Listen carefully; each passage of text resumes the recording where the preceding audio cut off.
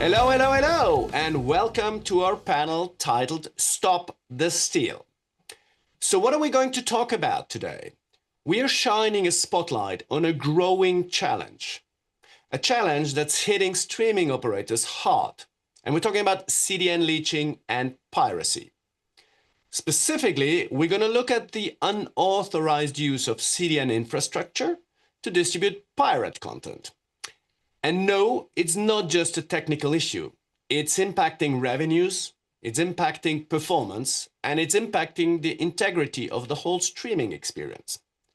So we're going to explore what CDN leeching is, how it happens, and most importantly, what you, operators, can do to detect and defend against it. My name is 𝗬𝘂𝘂𝗶𝗱𝗲, and I'm excited to be your host and moderator of this panel today. In my day job, I'm advising and challenging the thought leaders and innovators of our industry to connect the dots. With a smile. A few quick words on housekeeping before we start. There's a Q&A at the end, but you can send us your question anytime during this panel. Just use the Q&A widget that you find at the bottom of your Zoom client. And of course, we're recording this, and you'll get a link to the recording in the next couple of days via email. Enough of the housekeeping, let's get started. I have three fantastic panelists with me. Here they are. Hello, everybody. Great to see you. Hi. Hello, good to see you. Hi there. Great to have you. I'll go ladies first. We have Masha Maria Malinkowitsch. She's Director Product Management at Verimatrix from Munich. Hi there. Great to see you. We've just been on a video recording a few days before in person in Munich. That was fun. You can see it on LinkedIn these days. Then we have Jon Anderson. He is Senior Product Manager at Velocix from Atlanta, if I'm not mistaken. Is that correct? Yep, I'm located in Atlanta. Exactly. Great. He's a regular in the Velocix webinars. We've been on many together and looking forward to have you here today. And last but not least, we have Mark Nakano. He is VP Content Security at Warner Brothers Discovery from the far west, on the west coast of the US. Hi, Mark. Hey, Andy. Good to see you again. You know, we worked together a long time ago for a long time. Oh, yes. So, dear audience, we worked together at NAGRA, so the dark side, from a Verimatrix perspective, right? Not true. But fighting against pirates. And we've both been there around 11, 12 years, so that's fun to see you here together. It's our first webinar, I think. At least the one. It's our first one.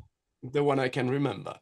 Great. So all of us will take our security hat on today, and we're going to speak about how do we attack CDN leeching and piracy. But first, I want to give you, dear panelists, the chance to please introduce yourself and your company. And maybe ladies first. Masha, do you want to start? Sure. So I'm Masha. I'm in the video industry since a while, since 2008, so almost 20 years. And at Verimatrix, I'm responsible for the anti-piracy product portfolio, specifically looking into the streaming side of things. And at Verimatrix, I mean, many of you know the company as being a CAS encryption provider, like of the old DVB days, but nowadays we have won multiple awards on fighting piracy in a very innovative manner, combining cybersecurity and all we know about protecting video content into a bench to be the strongest leader on the streaming anti-piracy side of things. Great. Thank you, Masha. And Jon, a few words about Velocix and yourself. Sure. Thank you. I'm Jon Anderson, again, CDN product manager here at Velocix. At Velocix, we're focused on software solutions around the audio-video delivery pipe. So whether it's CDN or Origin or other related products, we serve a number of the world's largest operators in that space. And from a CDN perspective, we're really focused in this discussion today and looking at what we can do to help in the operationalization of security around CDN leeching and anti-piracy solutions.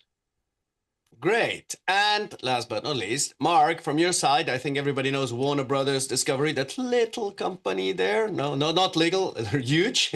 Tell us about yourself and Warner Brothers Discovery.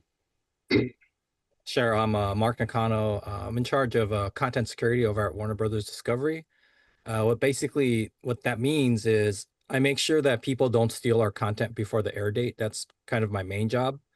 But I've also been helping the HBO Max team on protecting their service. Okay, great.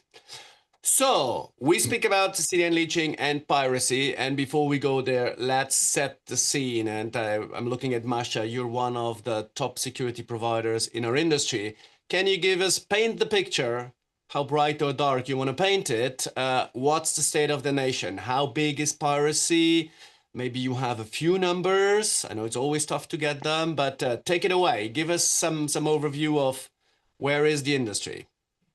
So you want something bright. Okay, on the bright side of things, obviously there are a couple of good things. So the regular, I steal the content, I put it on torrent site. This has gone over the 10 last years really away by 40%. So it's less. That's the good side. But why it's less? Actually, it's less since CDN leeching made stealing content so extremely affordable. So you have the possibility to nowadays buy for less than 50K US dollars to buy a complete business. It's called Piracy as a Service. So you're buying a pay TV platform with a beautiful UI, comparable really to the one of Netflix or Disney Plus or others on the market. And this is really completely illegal and only possible because you can take the content directly from the CDNs other operators are paying for. And if you're asking about numbers, we just heard La Liga president saying that they are losing around $700 million per annum on piracy. So La Liga, that's the sports provider. Yeah. Yeah. The big soccer provider. And they also believe, and that's what he stated lately, is that piracy is the biggest threat to sports video distribution, but also to the whole industry of sports at all. Okay, so that is just one saying 600 to 700 million or 700 million per year. Do you feel right now it's getting better or it's getting worse? Well, currently it's still on the rise. The whole situation with this piracy as a service, with non-compliant hosting providers, because we have seen that over 10 million of takedown requests by anti-piracy services have gone out last year, but less than 20% of those were really taken down because the hosting providers just don't react. There are in offshore areas who are not compliant to any legislation. Okay.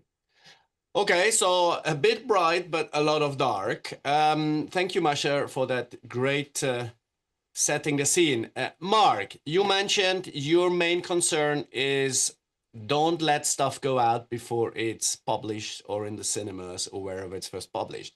So from your perspective, how big is piracy? How tough is it to fight against it? And maybe also, is it the movies? Is it live content? What is it that's trying to be stolen? So it's two different things that are being stolen, right? So there's definitely a VOD or stored, not live, non-live content. That's what people are trying to steal early. Because if you're a pirate, you can say, hey, look, I got the episode of The Last of Us, or the season finale before anybody else, right? And then they can show it. So it's kind of a badge of honor, right? To be able to do that. So that stealing that is different than stealing live, right? Yeah. Both of them are definitely problems.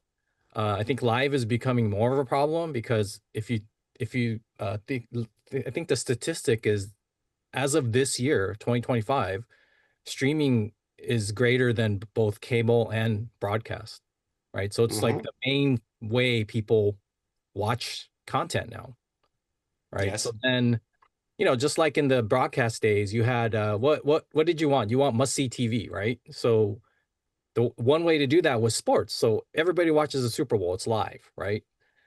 So that's the same, it's the same concept. Now you're just on a different platform. Now you're on a streaming platform and everybody still wants to see it.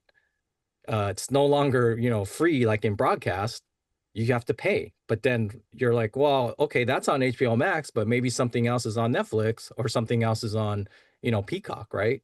Well, guess what? You have to pay different subscriptions for all of that. So this is why I think, live streaming or stealing it is definitely increasing. You still have the problem of people trying to steal content early, but it's two different, it's two different problems, but they're both, they're both piracy cases, but I think the live is growing a lot faster. Yeah, I guess for the case where say I steal it before it's even out, CDN leeching doesn't play a big role because it's not delivered anywhere yet. But for the other pieces, and it can't, because the problem is, as I think most people know, when you have a show, it's not like you're just going to put it on the CDN like 5 minutes before the show starts, right? So it's probably going to be up there because you need to make sure it's up there, and and then you basically enable it at whatever time it's supposed to go out. So in theory, yes, you shouldn't be able to steal it, but sometimes it does get out. Okay. Thank you, Mark, for that. And John, I mean, you work with a lot of the telco and pay TV operators. I saw Liberty, Vodafone, Deutsche Telekom on that list. If you talk about the big operators or even small ones, how aware are they of the risks of piracy? How aware are they about CDN leeching? Is there the perception well enough established in the market? What do you feel? There's definitely awareness of this as an issue in the marketplace, and it's a growing concern. We are seeing a lot of interaction with operators around the tightening of their controls on their CDN, making sure that token schemes and other ways of hardening the CDN infrastructure is in place. And it's also coming about because there's more of an awareness and a measurement of how much CDN leeching is actually happening in the marketplace, right? So there are some other trends in the market that make it a little bit concerning as well, relative to some operators are able to use open source CDN technology and run it in-house. And in that case, they're taking on that burden of securing that infrastructure, and they may not have the expertise that comes with a vendor-based solution at the same time. So there's a number of areas where there's concern growing in the market around how much CDN leeching is happening, and then there's a lot of pressure on the vendor community really to help tighten that up as much as possible, but also get to the root cause issues wherever possible. I mean, when we talk about piracy, it's always a cat and mouse game. Are the operators moving fast enough? At this point, I would say they're not. Don't offend them, huh? Whatever you say. The trend is that this is a growing risk area, and we're seeing higher volumes. And I think more has to be done across the entire ecosystem as opposed to just within one aspect of the ecosystem, like the CDN. We need solutions that go beyond hardening CDN endpoints, but also look at origin and player and other application elements that also are required to harden a security footprint across the ecosystem. Okay. So I realize we've been speaking about the problem is big. We heard some numbers. Not everybody might be available, might be aware of what is it, CDN leeching. And I think, Mark, you kindly brought a little slide to explain what is CDN leeching and how does it work. Can you show us and walk us through, please? Yeah, no problem. So it's a pretty simple slide. So the way it starts out is you have a pirate, or you have the CDN basically, right? And then you have a pirate, and the pirate could use buy an account, right? It's not super expensive, right? Or they could find credentials, pretty easy to find credentials or buy credentials, right? So the pirate, basically what the pirate does is it asks for, hey, I want to see this content. So, you know, in such certain situations, like, hey, I want to see a Major League Baseball game, right? So then it goes, asks the CDN. The CDN returns with pretty much the URL and a DRM key, right? So the pirate now has the URL and DRM key. Then the pirate has friends, right? So the pirate has friends. So what happens is the pirate can now send the CDN and DRM keys, or the URL and DRM keys, to his friends, and all the friends do is go, hey, I got the URL, so I'm going to ask the CDN directly for the content, and then the CDN is going to just basically return the content, and since you already have the key, you could decrypt it. That's pretty much what CDN leeching is. Okay, so it sounds very easy. So I couldn't do it, thank God, but I hear other people can do it, and it's quite easy. So Masha, if I'm a pirate, where do I and how do I actually get the key and tokens from? Maybe don't make it as explicit so everybody can do it who watches this, but then I will do my job wrong. Just from a concept, yeah. How easy is it to get the keys and the tokens and the URL? Actually, I'm not technical. I can do it. You can do it. Your grandma can do it. And potentially with a bit more training, your grandma's dog can do it too. So basically, all you need is a script and the right prompt to point you to it. So there are scripts out there. I don't want to name them, but it's very easy to get them. And that's how easy it is. But it's really about how usually these CDN tokens you need to really do this streaming, and usually it's even worse than what Mark just showed. It's not just friends; it's a whole big set of emulators like dragging keys. So it's a huge machinery doing that, all ruled by one simple person. So you don't need much to do that. Yeah, and I think basically, Mark called them friends, quote, quotation marks, right? Because of course paying customers, the paying customers, and it's not something that happens like in the past when we were studying 30 years ago, right? So yeah, in your dormitory you share something with somebody else. No, this is massive scale. Sorry, I interrupted you. No, you're totally right. And this is actually the problem. So normally how this happens is content is spread to different operators. And then these operators have applications everywhere. And it's totally different than what we were used to have when we had a set-top box with an encryption on it. So everything in a trusted environment, everything safe. For a while, obviously you had hackers, but you could kind of calculate by when your encryption will be hacked and be prepared to replace it, right? So this is how it used to be. But now, when you're out in the web, you have like 1 million, 10 million, 100 million, depending on how many subscribers you have, unmanaged devices out there. And all these devices are different. It's Android, it's iOS, it's HTML5 devices, browsers, you name it. How do you manage that? So basically, whenever you put an app out, it's like a honeypot. It gets broken more or less immediately. People open the debugger, go through the code, take out what they need, and again, super simple. Nothing else to do, and there you go. Okay, so we're gonna look at how to secure it, but before, so I want to hear, so we talked about the operator who's operating the CDN. Clearly there's financial burden / damage there. Who else in the value chain is impacted, Masha? Who pays the bill? Or Everyone. The bills? Everyone. Who's everyone? We all do.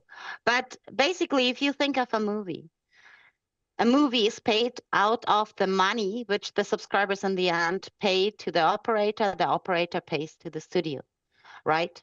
So if we don't pay and the money goes into a piracy bunch who is then financing, I don't know, human trade or whatever, really bad things through it, you stop financing your favorite actor, you stop financing the director, the whole crew who's working on the film set, you stop financing the people who clean the film set, everyone, the guys who are selling sandwiches there.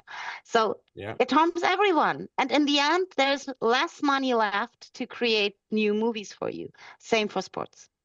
Yeah. Yeah. Okay. If I can add to that as well. Please. Sure. There's a greater cost. Some of these services are very modernized in terms of their ability to replace advertising, drive their own subscription value, stealing a paying subscriber from the pay TV service.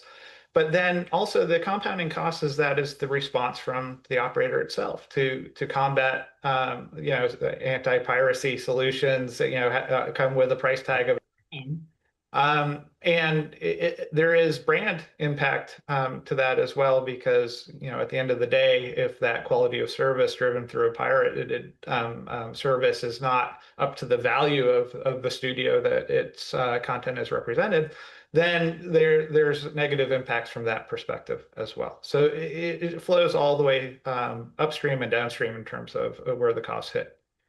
Mm-hmm. Okay. Yeah, maybe just to add, can you imagine you have like a Disney movie, a cartoon, and you have like adult ads inside? Yeah, not great. Not great at all.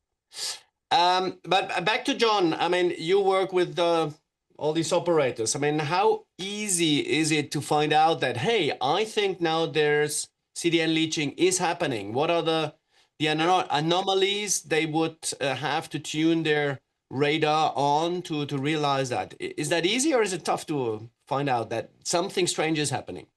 So the challenge in it will be it's an evolving threat, right? So there are trends that can be identified through log analysis and through patterns of behavior. And the key to this is that every operator really needs an advanced analytics solution and real-time monitoring solution to identify these sorts of threats and the signatures that are representative of those threats, whether it's geographic location based piracy that you're seeing a lot of streaming coming out of an area of your network that's unexpected, looking at patterns of viewership over time, looking at the use of tokens and keys in terms of how often they're invoked for the same content.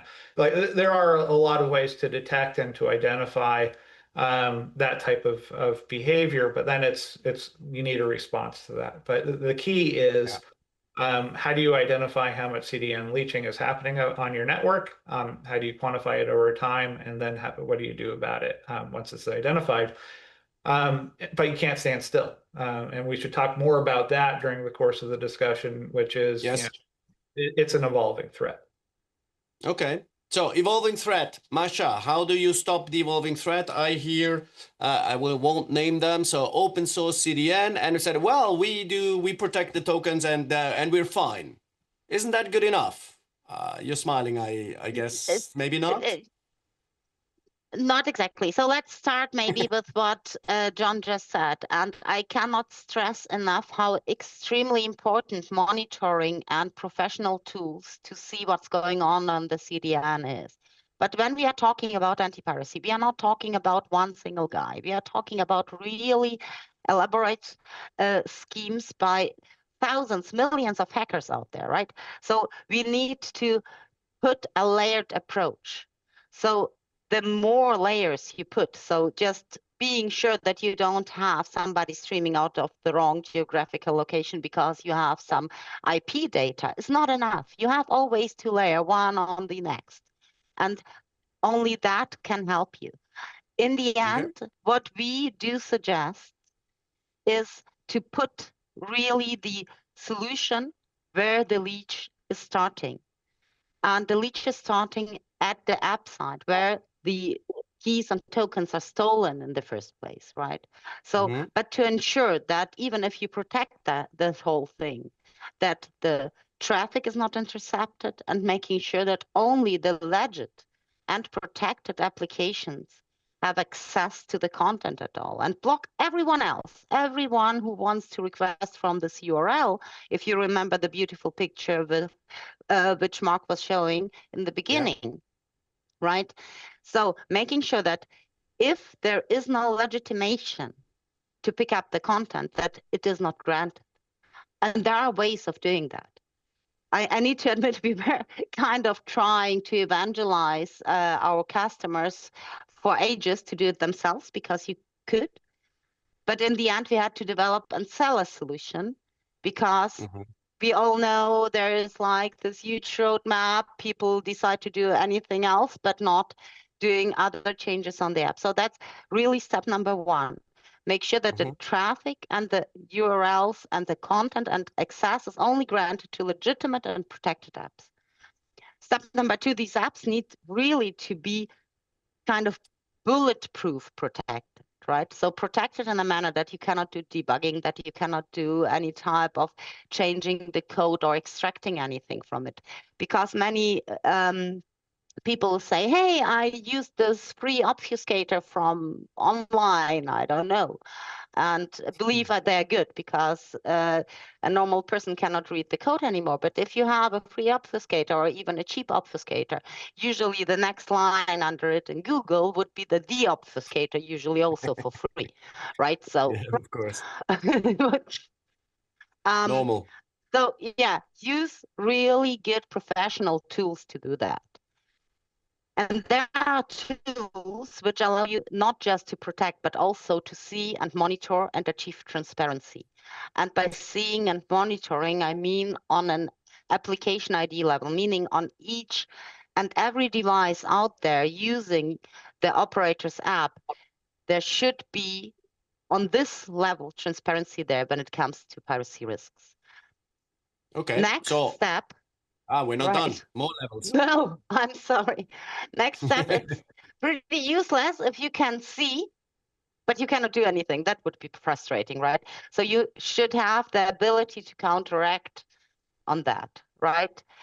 Meaning you see some devices misbehaving, especially for free-to-air customers who don't have subscribers. They cannot go via the SMS system, so via the subscriber management system. So they need to really have other means of interacting.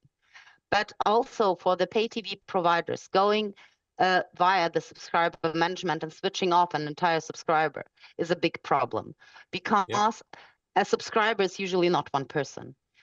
Just imagine, you have like the father who owns the subscription with his friends. They're all watching a nice, let's say, hockey game in the living room, and for whatever reason, you're switching them off, right? He's getting really mad because his content has been found, his watermark has been extracted, and it has been pinpointed to him as a subscriber. He will be mad and calling, I didn't do anything wrong. How dare you switching me off, blah, blah, blah, blah. In reality, what happened? His son in his room, 14 years old, was doing exactly what we were just discussing, right? Yeah. And instead of switching the dad off, you just switch the device of the son off. So that's how it should be done, really on a device level, on an application level, not on a subscriber level. So you need to have possibilities to counteract, ideally on different levels, because switching off is sometimes really a very hard measure. Many operators are so afraid of losing subscribers that they would rather tolerate piracy than switching them off. So that's a question, Masha, I need to interrupt you there. That's a question I want to give to Mark, because is that something, and I hear often the security guys have to fight with the product people. No, I don't want two-factor authentication. It will bring down the NPS. No, if you shut off people, that will NPS, because if you do it for the wrong people, even if you switch off millions of pirates. How difficult is that discussion to have at an operator? And maybe if you don't want to talk about Warner Brothers, talk about your friends in similar positions. How is that? How big is the concern to switch off a legitimate subscriber? So it's a huge concern. One of the problems that we have when we talk to our company, people in our company, or just even other people that do the same job as I do, is you have to justify, okay, if I do this, what is it going to do? Oh, it's going to increase subscriber numbers by 10% or something, right? You have to justify doing something that affects a lot of people, but then what is your return on investment, right? That's the biggest problem. And in piracy, for piracy, it's always a problem. It's like it's so hard to see, like, hey, if I turn this on, is it going to result in all this extra money coming in, right? And then in the short term, you turn something on, you're going to lose X number of subscribers, right? Because you're going to block them or you're going to do something. Now, if those, if they're not subscribers and they're pirates, that's a different story, right? Because then you're just kind of trying to convert somebody that's not paying you at all anyway. But yeah, but we saw that Netflix had quite some impressive success with their account sharing campaign that worked pretty well. So I think that's a good proof point that, hey, it's not all bad. It does work and it helps. Yeah, but when you ask me the question of actually making a decision of canceling subscribers and things, it's a huge decision. It's hard. It's a lot easier to say, hey, if I turn this on, all these pirates are not going to be able to access our service, and then we might get some of them to become subscribers. Versus, I'm gonna revoke this device that 1 million people use, and maybe they'll come back, right? It's a really difficult discussion. But let's talk about that. Converting pirates to paying customers. Or let's say maybe it's not the pirate that you showed in your picture that will get the key and share with his friends and his customers. That probably not. But some of the users might not even be aware. Masha said it's shockingly great UI. It looks very professional. They have a call center, which is very friendly and so on. So the actual subscriber might not be aware that what he does, she does is illegal. So how do you convert these subscribers of pirate services to paying subscribers? Is that a dream, or is there a way to do it? I mean, from our standpoint, right, it's definitely a dream. And once again, it's hard to show that that's actually happening. Right. It's very difficult, at least on our service. Maybe for other people, it's a lot easier, but this always comes down to, like I was saying, it's really hard to show return on investment on piracy.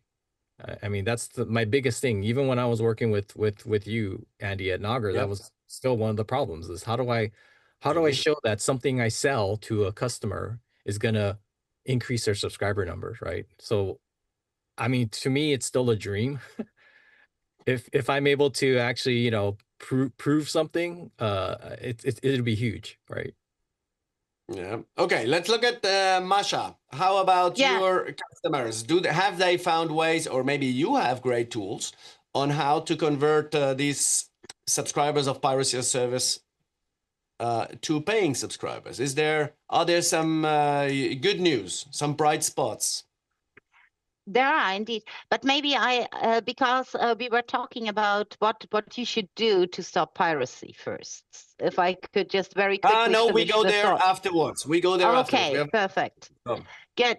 Then, yeah, we actually do not have tools to measure the return of all of the subscribers. That indeed is a dream, and but we know from different types of operators having problems with piracy before and after applying the solution. We can say that you can really, on average, go between 1 and 10 piracy subscribers coming back to an official service, as long as the piracy is really not a too low-hanging fruit to get. But it's getting really interesting, and we've seen that in LATAM with one of our bigger customers. If you have very specific, very unique in-house content, and if you can really block the pirates out, you will probably never be capable of blocking everyone immediately out forever. But really, the massive industry-style piracy, blocking that one helped one of our customers really regain 37% of lost subscriptions, which they lost to Wow. piracy previously. And that's huge. That's massive. And that's really also, we need to see that this is a sample where the customer had unique content, which they produced themselves and nobody else could have. Yeah. We're going to get there, because the problem is, if I secure my castle, I put up the drawbridge, I close all the windows, but my neighbor has the same content and everything is open, they will just steal it there and I will be still impacted. Maybe not with CDN leeching, but people will not subscribe to me, because if they can get the content almost for free or very cheap elsewhere, they will go there. Okay, but that so might great. be a question to Mark, because what we see happening indeed is, if the operators are not applying additional countermeasures against piracy, then they don't get like the 4K content.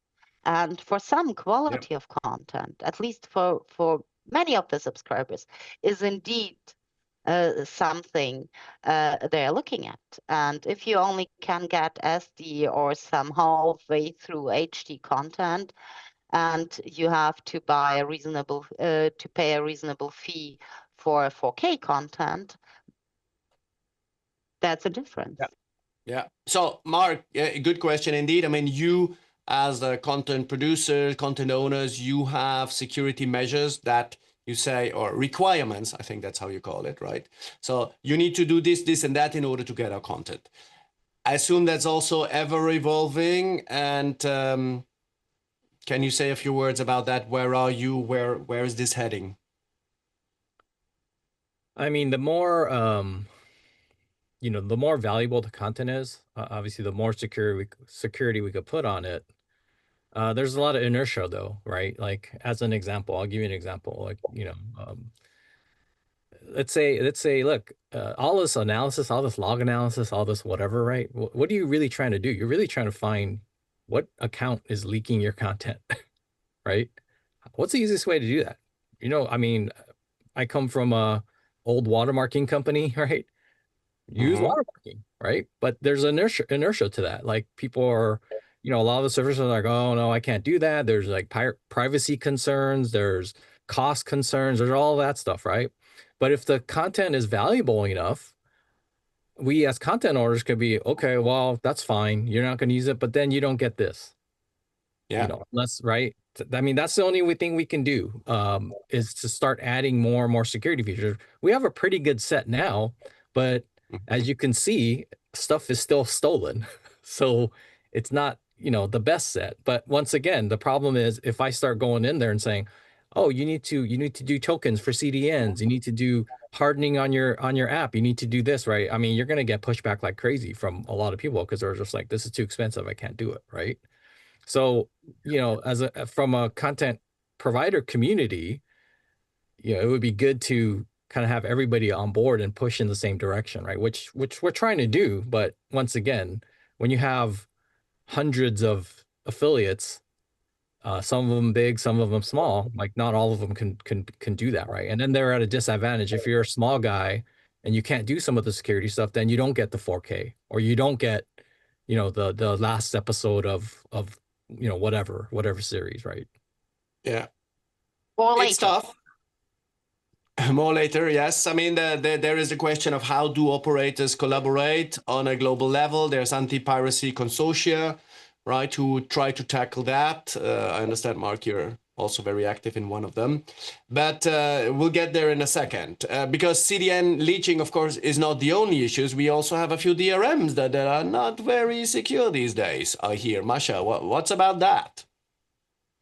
Yeah, as I was saying in the beginning, obviously, to get the keys only possible because of weaknesses of the known third-party DRM systems. And basically, these are the ones which are exploited to get the keys in the first place, weak content delivery modules. But there is really the problem that putting a DRM in place, it sounds beautiful, digital rights management. It used to be. but it's not today's case anymore, unfortunately. And that is why it is so important to have a collaboration. And I do not believe in dark sides on anti-piracy, honestly. We all need to kind of gather together and save the money for the industry, because the industry is suffering for no reason. There has never been a time when so much video has been consumed. And everybody says, oh my God, but it's so hard nowadays. All the technology companies, even the studios, everybody is struggling. So, and as I'm saying, no reason actually. Let's just bring the money where it belongs. And that's why it's so important that the studios cooperate, the operators cooperate, the anti-piracy providers cooperate. For me, there is no Nagra dark side. Nagra is fighting together with me against the pirates. Yes. And even more, finally, we have CDN providers like Jon coming and helping us. Because what we have seen in the past, that there were like attempts like with AB watermarking, etc. But these type of things, they're kind of passively waiting and hoping that the client will tell you the truth, which he won't if you look at the slide Mark showed, because he will pretend to be a legitimate user. So that is why, as long we all work together, and I'm really sure that there can be really significant success. I mean, you absolutely say it. It's not good enough if, let's say, Dish or AT&T or Vodafone secure everything, but the rest is open, which is not the case. But I heard operators say, what's the point of me securing everything in the last door when my neighbor does nothing, right? So how do we tackle this on an industry level, or maybe even a global level? How do we address the whole span of the ecosystem? So there's industry body, there's working groups, partnerships. Mark, you're involved in one of them. So these industry working groups, what is to be expected from there? So yeah, I'm actually the chair or co-chair of the we can call it either the CDN leeching or the direct to pirate working group. So what we have is we actually have two standard bodies. One's CDSA, the other one is SVTA, working together. Yeah. So what we have in that combination is we have content providers in addition to technology providers working together to try to solve this issue, right? And you know, this idea of kind of leading up this working group came to me because in one of the other working groups that I'm a part of, we were actually analyzing DRM logs. And so one of the companies in that, one of the member companies in that working group actually shared the DRM log analysis. Like, you didn't have to do anything. You just took their script, you got your DRM data, boom, you had all these graphs and everything, and you're just like, wow, look at all the, illegal devices on our system, right? So from that, I was kind of, they were willing to share that just to make sure that everybody else, could fight piracy the same way they were fighting, right? Or at least show, hey, there's a lot of bad stuff happening on your service, right? So then I got the idea of like, well, okay, that's great. That's devices. Let's look at CDN data so that we could look at users, right? Because the logs tell you different things, right? CDN logs tell you what users are abusing your system, whereas DRM logs tell you what devices are abusing your system, right? Yeah. You could do a lot of cross analysis too of both of those types of logs. But in this situation, when we're looking at CDN leeching, a lot of it's going to be looking at the CDN logs, right? So we started this kind of working group based on that to kind of come up with some methods so that everybody in the community could know, okay, hey, do this, look at this log, look at this parameter, analyze this, this use case, and things like that, right? Or in addition, not only are we doing log analysis, we're also trying to get, like I said, we have technology and content providers in this working group. We're trying to get the technology providers to say, oh, by the way, here's the other stuff you could do in addition to hardening your CDN. Here's other things you could do, right, to help with leeching. The interesting thing, there's definitely ways to stop it, because there is one company I know of that doesn't have this problem. Aha. Yeah, maybe we need to do a case study about that one. Yeah, it's not, let's just say it's not impossible to stop it. No, it's definitely not. And we have done that already with a couple of our customers. And Indeed. I mean, Masha and John, you partner in this, if I'm not mistaken. Why would you be here on this call otherwise, right?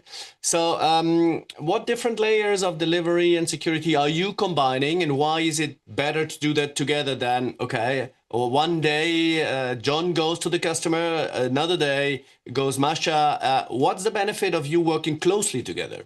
Right. I think the importance here is that you can't do everything in a silo. Otherwise, the pirates will find the cracks in between, right? If we follow, for example, the SVTA security best practices on streaming and harden our system through all of the recommendations that are made within that document, there can still be pirated content happening across the network. And so we see collaboration is really important here in providing our customers an option to really go beyond just what they can do on the CDN, but look upstream and downstream, whether it's at hardening the origin or hardening the application itself, and making sure that wherever the threat is detected, that it's able to be addressed at a root cause layer. And like Masha had said before, a lot of these keys and tokens are being intercepted at the player or application level. So it's important for us to have a stance where we can extend down to that client. Masha, would you add to that? Yeah, I believe you almost perfectly said it. So unfortunately, whatever has been done so far, really on the analytics on CDN, you have to depend on what the client tells you about himself, right? So there is no mean to check whether the application is manipulated or it's an emulator, because the token just looks the same. But what CDN can do is really add so many layers of measurement. It can see where it's coming from. So this is really what we are already doing in-house, is combining, as Mark was saying, like the information coming about the device from the DRM, the information coming about the device inside the app, and the information coming on the CDN side of things. So all of these put together, that's the only way of getting a clear picture. And basically what we are doing when we protected the app, it's really enclosing a way to protecting the whole, we call it tunnel, from the backend to the application. So there is no app interception possible. And everything which has been baked in for verification is still in without impacting the customers. Yeah. Okay. The other if please. I could, that I would add to that is that we're really talking about where is the data that is going to drive the information that will inform that CDN leeching is occurring. There's been pirated content. So there's a natural evolution of capabilities that will happen here relative to our analytics solutions and monitoring solutions, where we can begin to learn from these patterns within the system and use tools like AI and machine learning to extend our position over time. So we need to get to a baseline that we can learn from based upon sharing information across the ecosystem, but then use the tools and the capabilities of modern technology really to help us drive a better response over time. Yeah. Yeah, and enhance also the risk assessment, because that is exactly what we are doing, like when we are looking at the application side of things, not on the CDN side of things. We are gathering tons of data, but then you really need to feed it into AI to have all the patterns out there and have a proper risk assessment, because you, as a human being, there are just too many pirates to manage it with a single person or even with a team of people, just to see all of the data and see the patterns coming out. And I truly believe that this is exactly what John is saying. You have so much data coming from the CDN, which is so valuable and can help you get the exactly right pattern, which will tell you, hey, this guy. So a lot to do, a lot can be done. I'm looking at the clock, so we're approaching time for Q&A. Otherwise, we'll badly run over. I see here we're all on fire, so there's a lot to discuss about. That's great. We have a few questions, and I'm going to read. We'll not have time for all of them. So please, if some of our, I see some Nagra friends here. Hi. So we don't get to your question, we'll get to answer it via email. There's one that I want to take first because it's indeed a topic we have not touched about. It's about AI and the role of AI in piracy. So question here is, how are you using AI and automation to fight piracy? And I think that's a question to all of you. And maybe Mark, you go first. Are you using, I mean, the pirates do use AI. How are you embracing AI to find anomalies, stuff that otherwise you will be under your radar? So maybe you go first.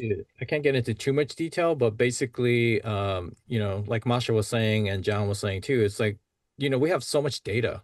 You can't expect the person to sift through all that data, right? So we're definitely going to start looking at using AI to help us do that.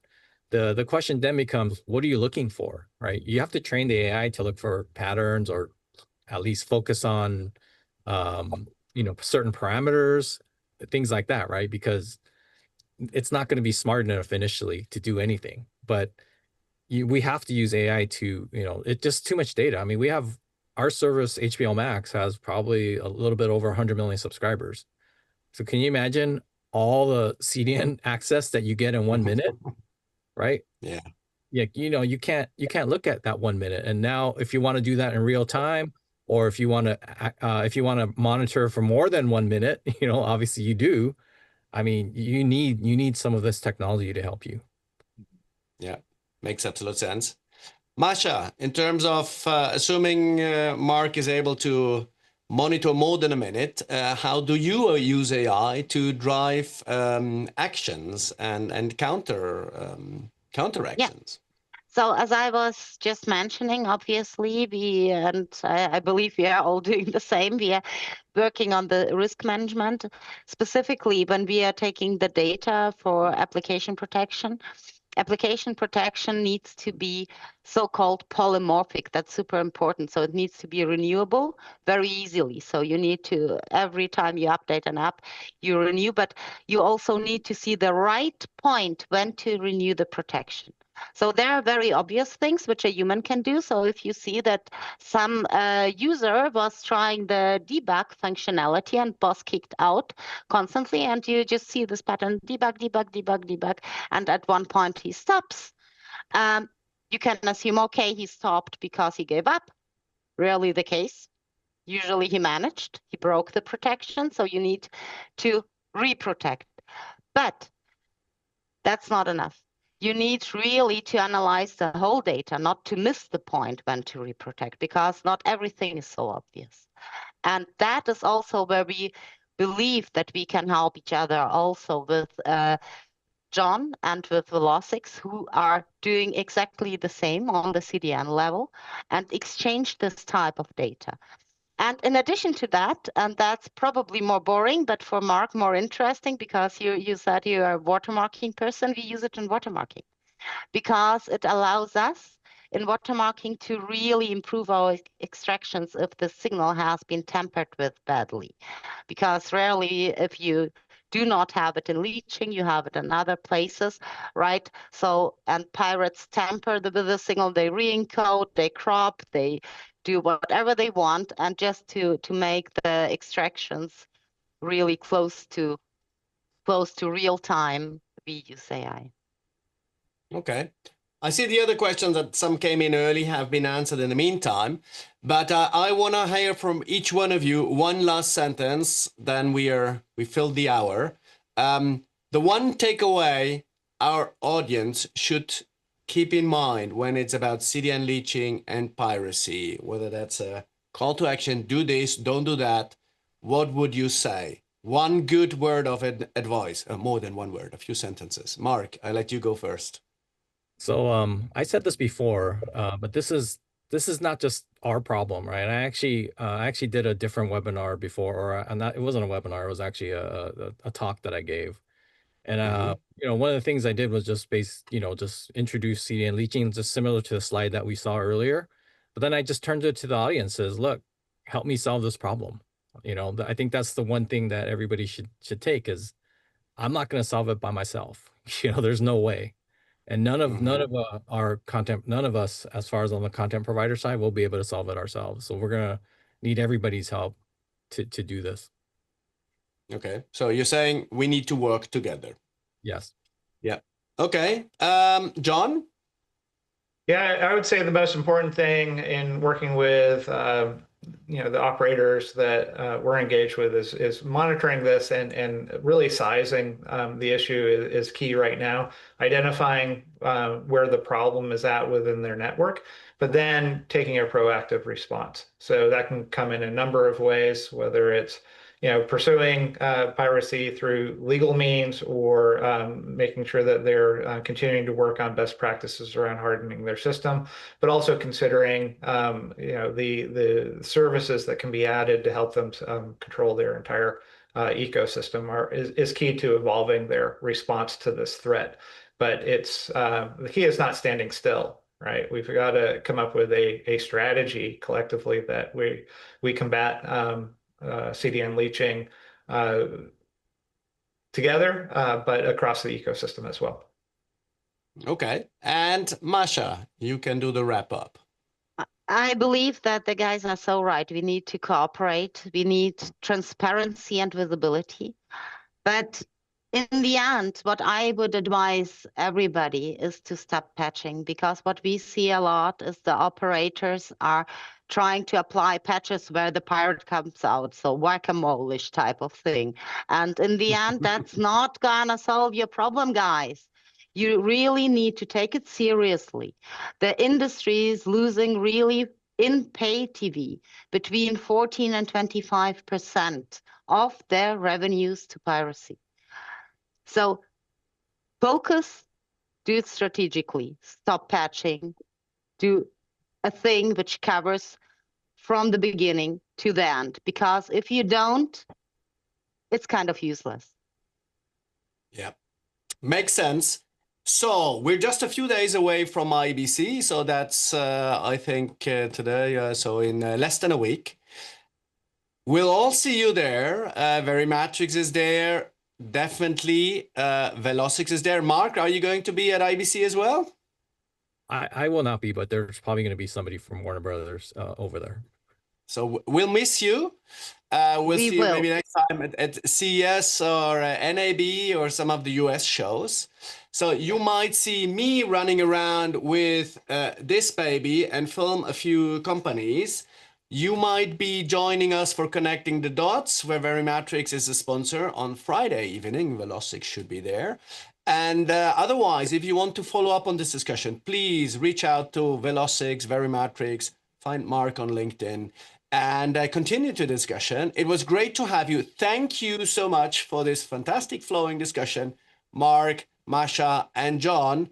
And I'll see you soon, dear audience. Safe travel to IBC, and see you in Amsterdam. Thank you. Thanks for watching. See you there, and hopefully Bye. see you too soon, Mark. Bye. Yes. Bye.